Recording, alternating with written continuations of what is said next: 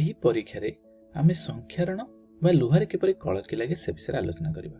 ସେଥିପାଇଁ ଆମକୁ 3ଟି ପ୍ଲାଷ୍ଟିକ ପାତ୍ର ଦରକାର ଯାହାକି ଟେଷ୍ଟ ଟ୍ୟୁବ୍ ସଦୃଶ ଏବଂ ତା ସହିତ 3ଟି ଲୁହା କଣ୍ଟା ଦରକାର ଏବଂ କିଛି ଖାଇବା ସୋଡ଼ା ଦରକାର ଏବଂ ଗୋଟେ ବିକରରେ କିଛି ଗରମ ପାଣି ମୁଁ ନେଇଛି ଏବଂ ଗୋଟେ ଡ୍ରପର ଦରକାର ଯାହା ମଧ୍ୟରେ କିଛି ତେଲ ଅଛି।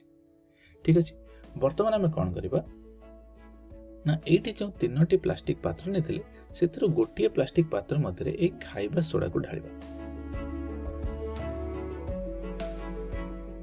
ଠିକ୍ ଅଛି, ତେବେ ଢାଳି ସାରିଲା ପରେ ଦ୍ୱିତୀୟ ପାତ୍ରରେ ମୁଁ ଏଇଠି ଯେଉଁ ଗରମ ପାଣି ବିକର ମଧ୍ୟରେ ନେଇଥିଲି ସେ ଗରମ ପାଣିକୁ ଢାଳିବି ଏବଂ ତୃତୀୟ ପାତ୍ରରେ ଆମେ କିଛି ସାଧାରଣ ଜଳ ନେଇଛନ୍ତି, ନର୍ମାଲ ୱାଟର, ଯାହାକି ଗୃହ ତାପମାତ୍ରାରେ ଅଛି।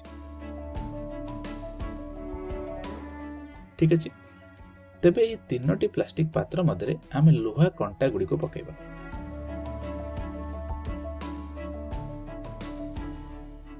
ଏବଂ ଲୁହା କଣ୍ଟା ପକାଇ ସାରିଲା ପରେ ଆମେ ଦ୍ୱିତୀୟ ପାତ୍ର ଯେଉଁଥିରେ ଗରମ ପାଣି ନେଇଥିଲେ ସେଥିରେ ତେଲ ଗୁଡ଼ିକୁ ଢାଳିଦେବା ଏବଂ ଆମେ ଦେଖିବା ଯେ ତେଲ ଗୁଡ଼ିକ ସେ ଗରମ ପାଣି ଉପରେ ଭାସୁଛି ବା ଏକ ସ୍ତର ସୃଷ୍ଟି କରିଛି। ବର୍ତ୍ତମାନ ଏହି ପ୍ଲାଷ୍ଟିକ ପାତ୍ର 3ଟିକୁ ଆମେ ଠିପି ସାହାଯ୍ୟରେ ବନ୍ଦ କରିଦେବା ଏବଂ ଦେଖିବା ଯେ ଏହା ମଧ୍ୟରେ ସେ ଲୁହା କଣ୍ଟା ସହିତ କ'ଣ ଘଟୁଛି। ବର୍ତ୍ତମାନ ଏହି 3ଟି ପ୍ଲାଷ୍ଟିକ ପାତ୍ର ମଧ୍ୟରେ ଆମେ ଲୁହା କଣ୍ଟା ନେଇଛନ୍ତି। ବର୍ତ୍ତମାନ ଲୁହା କଣ୍ଟାଟି ଭିନ୍ନ ଭିନ୍ନ ପଦାର୍ଥ ବା ଦ୍ରବଣ ମଧ୍ୟରେ ବୁଡ଼ିକି ଅଛି। ବର୍ତ୍ତମାନ ଯଦି ଆମେ ବାମ ପାର୍ଶ୍ୱରେ ଥିବା ପ୍ରଥମ ପ୍ଲାଷ୍ଟିକ ପାତ୍ରକୁ ଲକ୍ଷ୍ୟ କରିବା, ଏଥିରେ କିଛି ଖାଇବା ସୋଡ଼ା ଆମେ ନେଇଥିଲେ। ତେବେ ଖାଇବା ସୋଡ଼ାର ଧର୍ମ ହେଉଛି ଯେ ଏହା ନିଜ ଚତୁଃପାର୍ଶ୍ୱରେ ବାୟୁମଣ୍ଡଳରେ ଥିବା ଜଳୀୟ କଣାକୁ ନିଜ ମଧ୍ୟକୁ ଅବଶୋଷଣ କରିନିଏ।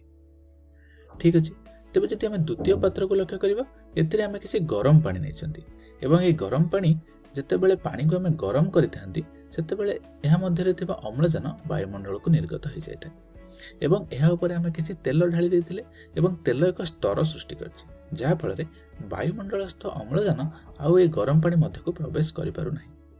ଏବଂ ଯଦି ପରିଶେଷରେ ଆମେ ଏହି ତୃତୀୟ ପାତ୍ରଟିକୁ ଲକ୍ଷ୍ୟ କରିବା, ଏଥିରେ କିଛି ସାଧାରଣ ଜଳ ଆମେ ନେଇଛନ୍ତି ଯେଉଁଥିରେ ନା କି କୌଣସି ଖାଇବା ସୋଡ଼ା ଅଛି ନା କି ଗରମ ପାଣି ଅଛି, ଏହା ଗୃହ ତାପମାତ୍ରାରେ ଥିବା ସାଧାରଣ ଜଳ। ତେବେ ଏଇଠି କ'ଣ ହେବ ନା ଆମେ ବର୍ତ୍ତମାନ ଏହି ପରୀକ୍ଷାଟିକୁ 6-7 ଦିନ ରଖିବା ଏବଂ ତାପରେ ଲକ୍ଷ୍ୟ କରିବା ଯେ ଲୁହା କଣ୍ଟା ସହିତ କ'ଣ ହେଉଛି। ବର୍ତ୍ତମାନ ତୁମେମାନେ ଗେସ୍ କରିପାରିବ କି ଏହି 3ଟି ପ୍ଲାଷ୍ଟିକ ପାତ୍ର ମଧ୍ୟରେ ଥିବା ଲୁହା କଣ୍ଟାରୁ କେଉଁ ଲୁହା କଣ୍ଟାଟିରେ କଳଙ୍କି ଲାଗିଯିବ ବା କେଉଁ ଲୁହା କଣ୍ଟାଟି ଅତି ଜଲ୍ଦି ସଂକ୍ଷାରଣ ହୋଇଯିବ। ତେବେ ଭାବିକି ଦେଖ, ଏବେ 6-7 ଦିନ ପରେ ଆମେ ଏହି ପ୍ଲାଷ୍ଟିକ ପାତ୍ରର ଠିପି ଖୋଲି ଦେଖିବା ଯେ ସେ ଲୁହା କଣ୍ଟା ସହିତ କ'ଣ ହେଇଛି।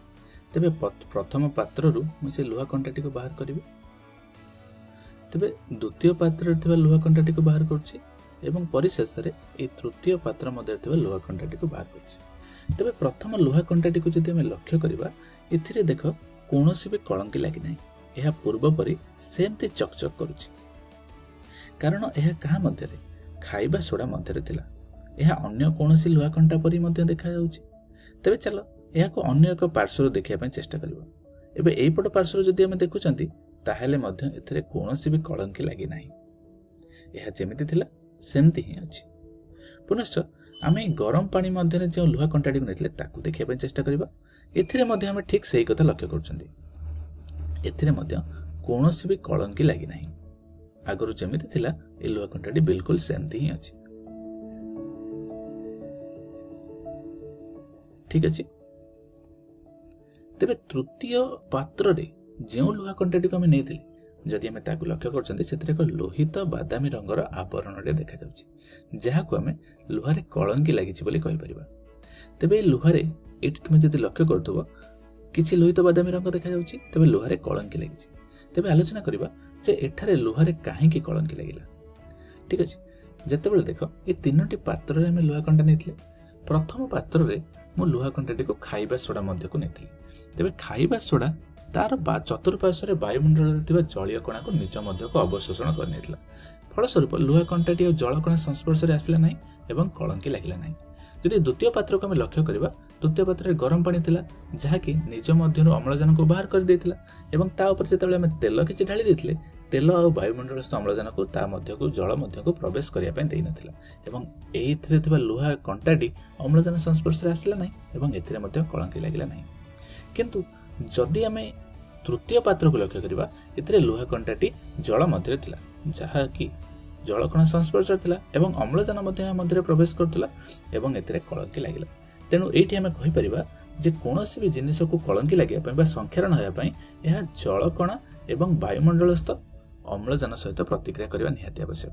तेणु तृतीय पात्र थिबा लुहा कंटाटी जेहेतु जलकणा और वायुमंडलस्थ अम्लजान सहित प्रतिक्रिया कला एथिरे कलंकी लागिगला। एवं तुम ये जो लोहित बादामी रंगर आवरण लुहा कंटा उपर देखुच यह आयरन ऑक्साइड बोली कह जाए एवं ये आयरन ऑक्साइड होची कलंकी।